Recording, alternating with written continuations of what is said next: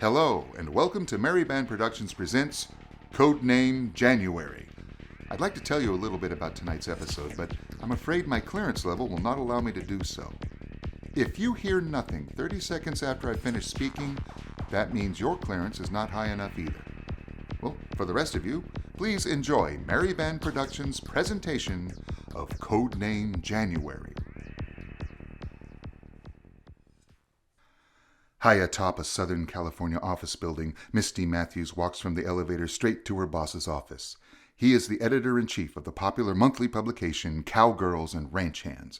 He and his staff, including models and photographers, also comprise a highly secret government agency with a nearly perfect cover. His secretary buzzes Misty in. January, good. You're finally here.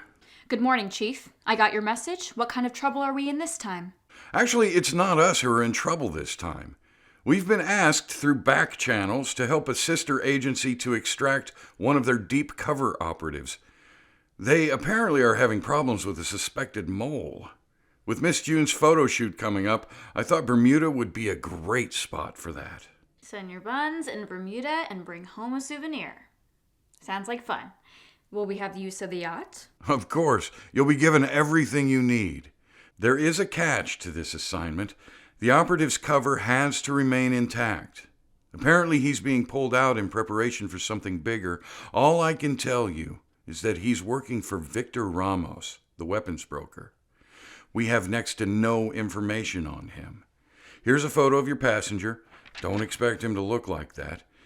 His name is Simon Jones. Not sure what his cover name is. When you make contact, wear something yellow, and your phrase will be, "The sun in Bermuda is very hot." He will counter with, "The tropical nights are quite cool." You'll need to build a team to accompany Miss June and yourself. The standard photographer and makeup person should be sufficient. Sounds like a walk in the park. At night, with no street lights. Our specialty. Good luck, and I'll need those pictures by next Thursday. No problem. Early the next morning, after Misty and her team have arrived in Bermuda, they check in with Captain Smythe and his crew aboard the company yacht.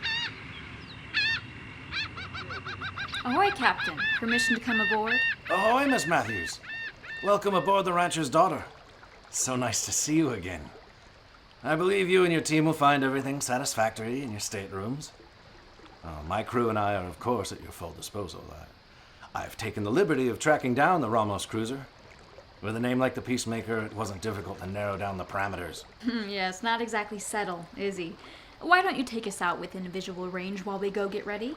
Is the galley stocked up? We haven't eaten since last night. Yes. Just tell Powell what you want and he'll prepare it for you. I think Pal may become my best friend.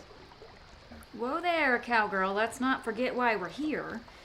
Captain, I'd like you to meet Miss June, Tiffany Walcott, our hair and makeup person, Lisa Anderson, and of course, our photographer, Jim Morrison. No relation. Nice to meet you all. Welcome aboard.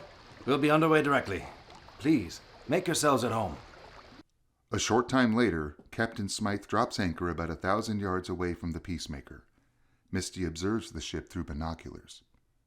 I'm not even sure how many people are on board, let alone positive identifications. We need a way to get closer. Captain, I'm going to need a speedboat. I have one standing by. Let me radio him our location, and you shall have one shortly. Great. In the meantime, you three go topside and get to work. If they're watching us, I want this to look natural. Once aboard the speedboat, Misty does some showboat driving as Jim takes pictures of Tiffany doing her best glamour girl poses. When they were aware that they had gotten some of the attention that they needed, skis and a tow rope were pulled out of stowage. Nothing like a pretty girl water skiing to attract some attention. At that, Tiffany took her bikini top off and threw it into the boat. Then let's make sure we attract all the attention. Misty made several passes by the yacht, where it looked as if all hands were on deck. Jim was taking pictures the whole time with his digital camera and telephoto lens. Later, aboard the Rancher's Daughter, the team looks over the photos.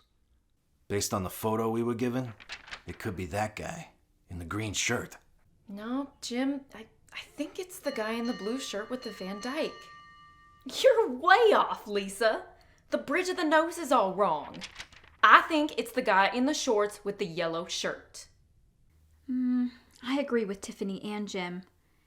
He has to be one of those two. The hair color's changed, but when you look at the shape of the eyes and the bridge of the nose, it's too close to call. We'll just watch them and hope for an opportunity. And now for a word from our sponsor.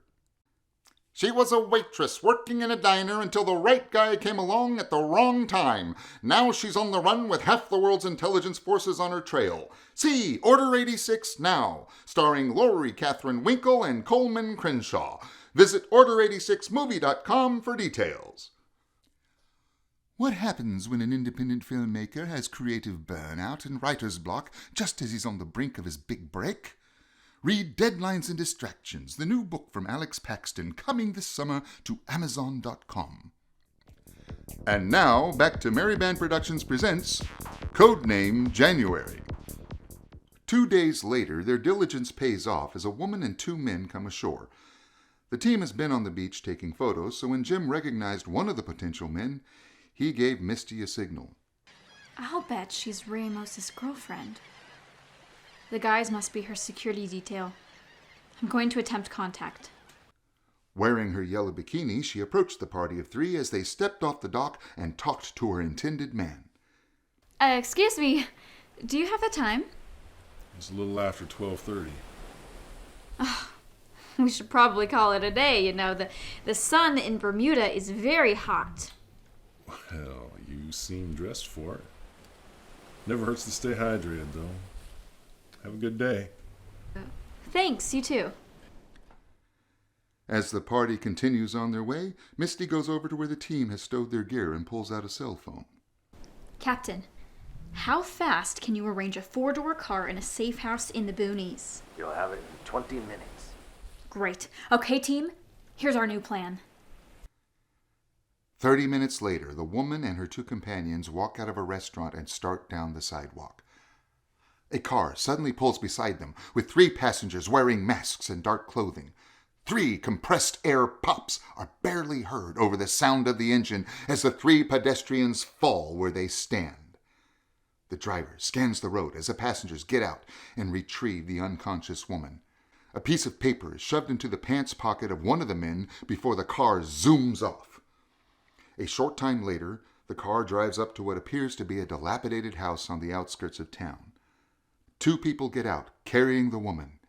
They take her into the house to a specially prepared room in the back. After blindfolding and securing their prisoner, the 2 leave the room, closing the door. Later, aboard the Peacemaker, I'm sorry, sir. When we came to, she was just gone. And they left a note in my pocket. Oh, well. Are you going to read it to me? $100,000 in U.S. currency or the girl dies. Try to find us and the girl dies. We'll be in touch. It says 3 o'clock. Such a pity when one so lovely dies so young. I'm not paying these bastards. Go find them.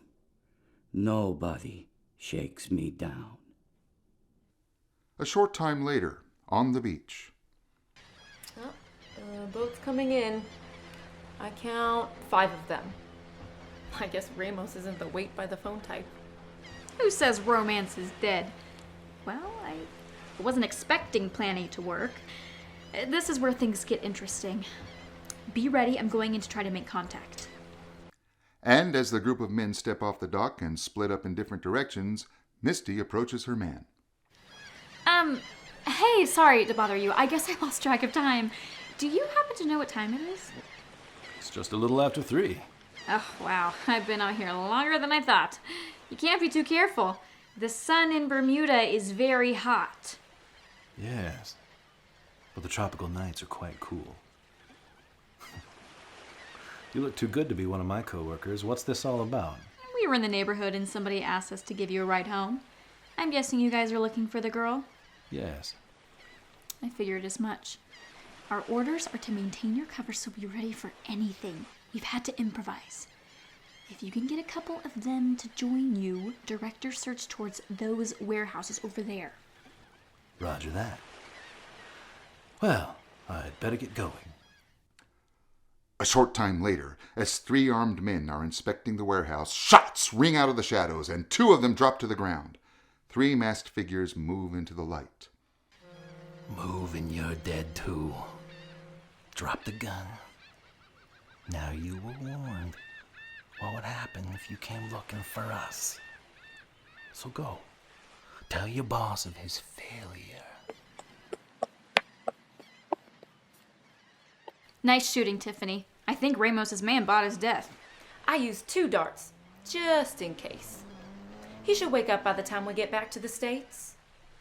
Lisa, you and Tiffany get rid of the body. Jim and I will get our guests back to the yacht. We need to clear the warehouse before anybody else shows up. What about the girl at the house? Later, back at the rancher's daughter, a satellite call is being placed by Misty to the chief. We're wrapped up here, Chief. You can tell your connection that we should be in Miami in about 3 hours. Ramos's girlfriend is secured in a safe house. Somebody will want to keep her in custody if this next step is going to happen. We even managed to get some pretty good shots at Tiffany. We'll report back tomorrow. January out. We hope you've enjoyed this performance of Mary Band Productions Presents Codename January. Our players for tonight's show: Curtis Smith played the Chief and Victor Ramos. Karen Blackman played Misty Matthews. Matt McCann played Captain Smythe. Jim Morrison, Man Number 1, and Simon Jones. Trina C. Reed played Tiffany Walcott and Lisa Anderson. The show was written and directed by Alex Paxton. My name is Richard Buswell, and I have been your host and narrator. If you enjoyed this show, look for us again in the summer. Until then, farewell.